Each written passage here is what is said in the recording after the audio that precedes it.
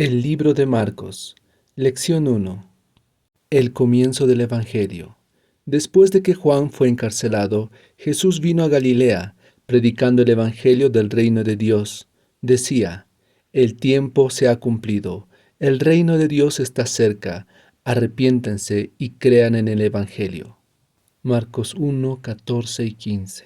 Iniciaremos un nuevo trimestre donde estudiaremos el libro de Marcos, y al hacer este estudio podríamos hacernos varias preguntas.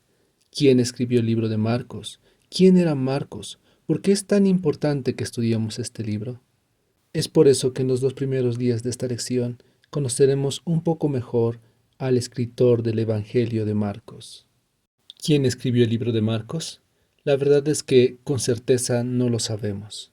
Pero el hecho de que se le atribuya esta autoría nos da certeza de su autenticidad, ya que si una persona hubiera querido falsificar un evangelio, no hubiera utilizado un nombre tan poco conocido como el de Marcos. Y a su vez, el conocimiento del autor nos da una perspectiva desde donde fue escrita este evangelio. Pero este no es el único evangelio del que no sabemos el autor. De hecho, ninguno de los 4 evangelios dice quién fue el autor.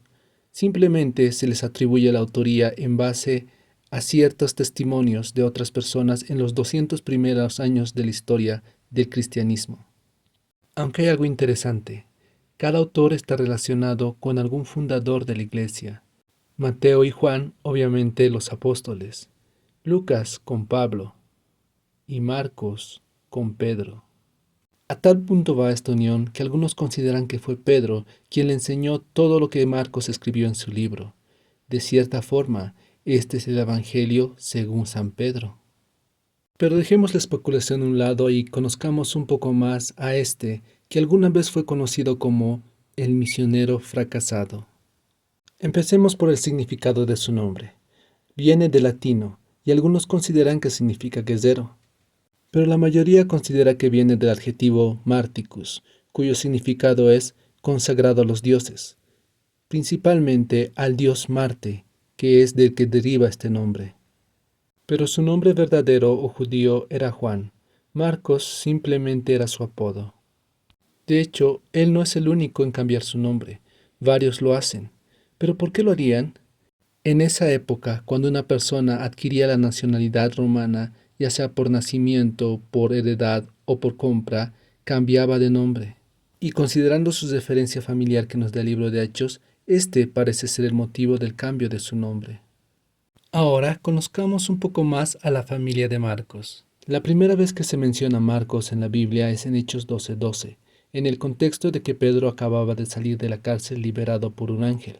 Entonces llega a la casa de María, madre de Juan, que tenía por sobrenombre Marcos.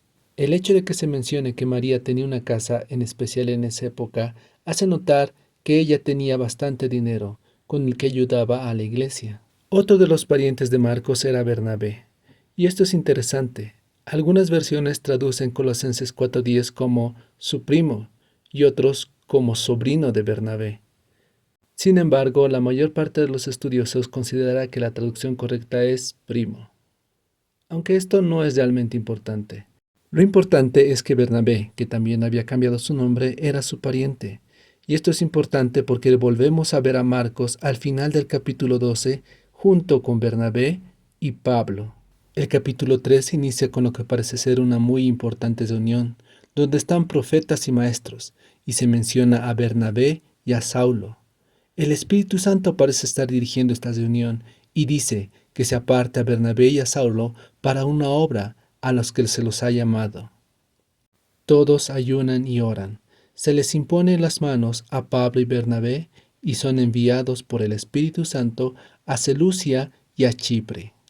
Es en este contexto donde se vuelve a mencionar a Juan Marcos como ayudante, como misionero. Pero algo sucedió durante este viaje misionero.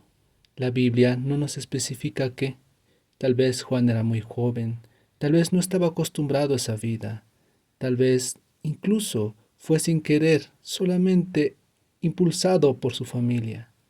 Sea cual sea la situación, la Biblia nos dice que Juan Marcos, apartándose de ellos, volvió a Jerusalén.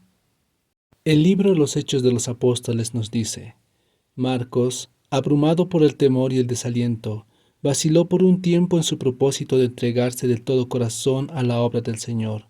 No acostumbrado a las penurias, se desalentó por los peligros y las privaciones del camino. ¿Alguna vez te has sentido desalentado como Juan Marcos?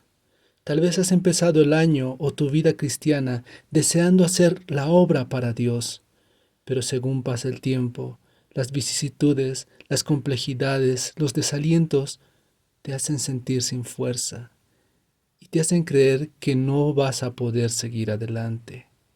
Cobra ánimo, vuelve mañana y veamos juntos cuál es el final de la historia de Juan Marcos.